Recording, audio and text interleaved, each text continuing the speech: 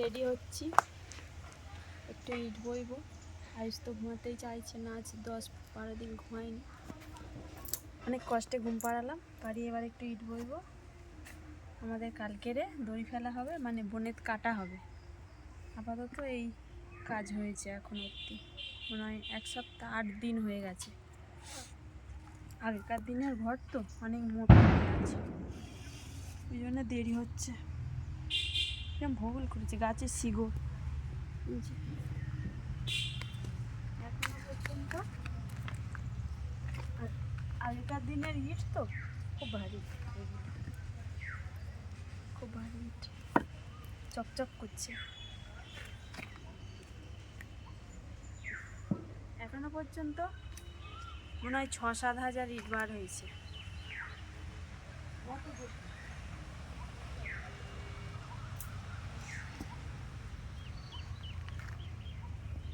এই ইটে কিছু করা যাবে না, ওই নিচে দিতে হবে।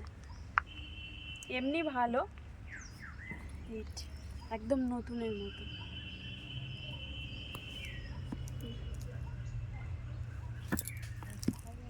এইগুলো কাটা হয়ে গেছে।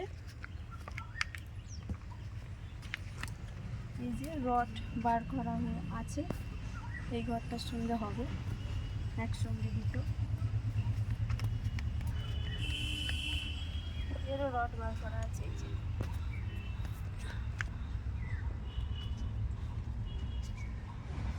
আর সামনে একটা হবে,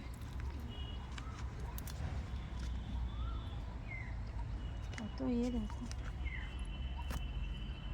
চৌড়া।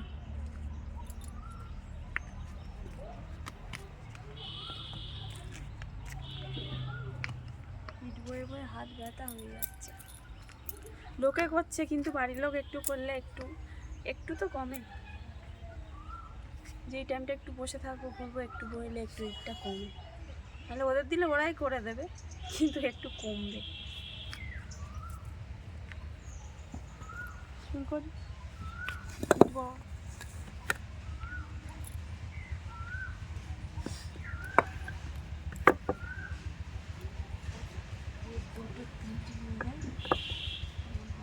মানে এরকম করে 2 হাতে নিয়ে নিয়ে এইগুলো ছিলে যাচ্ছে, এর থেকে এইরকম ভাবে নিলে তবু ভালো।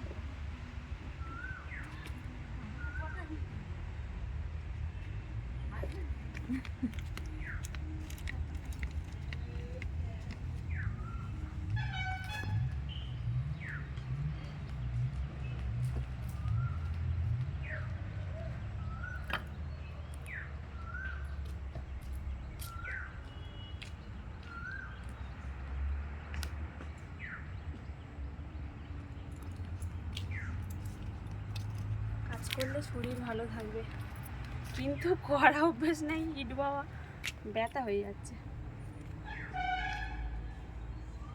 আর আমার ছেলের পিছনে আমার তো অনেক বকতে হয়, ওর পিছনে আমার অনেক